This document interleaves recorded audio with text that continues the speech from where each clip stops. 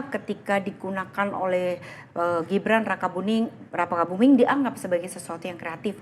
Kenapa ketika digunakan oleh orang lain dianggap sebagai pemecah bangsa gitu. Nah, yang namanya netizen itu dia juga belajar dari jejak digital gitu. Dan ternyata ditemukan bahwa pada tanggal 5 Agustus tahun 2023 ternyata Presiden Prabowo itu dia juga menyampaikan ada sempat wawancara dengan seorang konten kreator terkait sama One Piece tersebut gitu.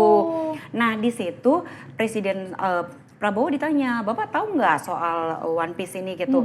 Ya saya tahu tapi saya nggak mengikutin gitu. Nah kemudian si akun konten kreator itu menyampaikan kepada Pak Prabowo gitu, Pak kalau zaman dulu misalnya Amerika ngebom Jepang itu Jepang tidak membalas dengan bom Pak, tapi dia membalasnya dengan komik Pak gitu. 20 tahun kemudian Bapak tahu kalau di Amerika sudah penuh dengan ideologi Jepang melalui komik tersebut gitu. Nah kemudian ada satu statement dari Pak Prabowo yang mengatakan kenapa masyarakat Indonesia kita tidak membuat yang seperti itu gitu.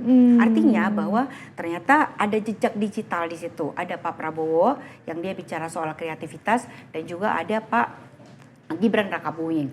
Namun sebenarnya kalau kita lihat dari konteksnya gitu ya, mereka ini kan menaikkan bendera di saat hari-hari menjelang gitu kan, menjelang 17 Agustus gitu, dimana pada tanggal 23 Juli itu kan Pak Prabowo meminta kepada masyarakat gitu, yuk kita sama-sama rame-rame menaikkan bendera merah putih gitu, karena merah itu adalah darah para pahlawan kita, suci itu dari jiwa kita gitu.